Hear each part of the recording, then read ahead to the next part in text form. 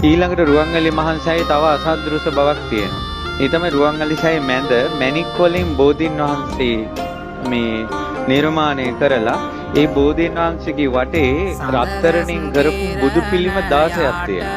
ඒ බුදු පිළිම කෙලින්ම ඉස්සරහා සෑයේ මෙහෙම මැදින් කෙලින්ම පේසාවල් වලින් ඉස්සරහා අපි ඇවිදින මළුවේ සිරිපතුලක් කියලා තියෙනවා. ඒතකොට සෑයේ වටේට සිරිපතුල් 16ක්. ඒ සිරිපතුල් 16 තියෙන්නේ ධාතු ගර්භයෙන් නිර්මාණය කරනකොට ප්‍රතිමා 16ක් සෑය ඇතුලේ තියෙනවා. ඒ ප්‍රතිමාව කෙලින්ම තමයි මළුවේ සිරිපතුලක් කියලා තියෙන්නේ. ඒ සිරිපතුලට වැන්දම ප්‍රතිමාවට වඳින විදියට. මේ රුවන්වැලි සෑ මළුවේ ඇතුලේ මැණික් ගල් 4ක් තියෙනවා. මේ ලෝකේ කිසි කෙනෙකුට මිල කරන්න බෑ මේ මැණික් ගල් 4. මේ සෑය ඇතුලට ෆෑසර් 4ක් දැම්මා වගේ එළියයි ඒ මැණික් ගල් 4 මුල්ලේ තියලා තියෙනවා. ඒක ගණන් හදන්න දුටුගැමුණු රජුගේ කාලෙවත් ඒ ගල් 4ට ගණන් හදන්න බෑ කියනවා. අදටත් ධාතු වංශේ තියෙනවා රුවන්වැලි සෑය ඇතුලේ තියෙන මේ මැණික් ගල් 4 වටිනාකම ඒ රජ කාලෙවත් ගණන් හදන්න බෑ කියලා. ඊළඟට දුටුගැමුණු රජුරෝ සක්දෙවිඳුගේ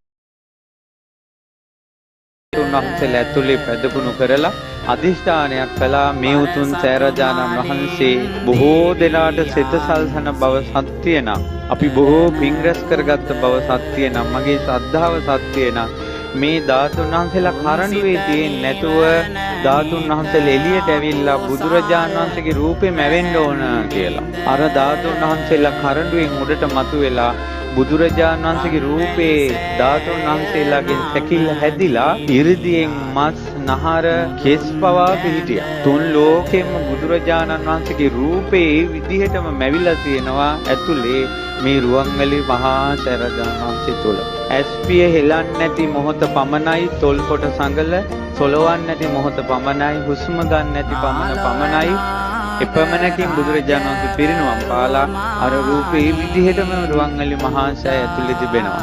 මේ බුදුරජාණන් වහන්සේ මුණ ගැහෙනවා වගේ එන්න සුදුසු තැන. ලංකාවේ මිනිස්සු බුදුරජාණන් වහන්සේ මුණ ගැහෙන්න එනවා නම් එන්න ඕන සුදුසු තැන තමයි ස්වර්ණමාලී මහා සෑරජාණන් වහන්සේ. තමන්ගේ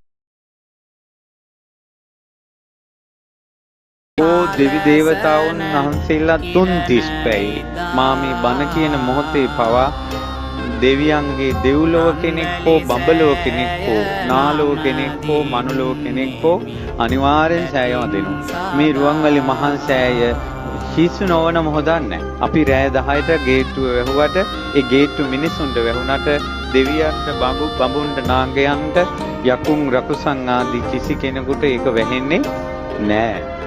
ඒ නිසා තමන් හරි පංචශීල පද පහේ තමන් රැකිලා ඉන්නවා නම් තමන්ට බුදුරජාණන් වහන්සේ ගැන තියෙන ආදරය සෙනෙහස සත්‍ය නම් තමන් මලක් හරි පුදන්නේ අවංකව නම් මේ සෑරජාණන් වහන්සේ වැඳලා තමන්ට පිහිට ඉල්ලන පමාව ප්‍රමාණවත්. ඒ බුදුරජාණන්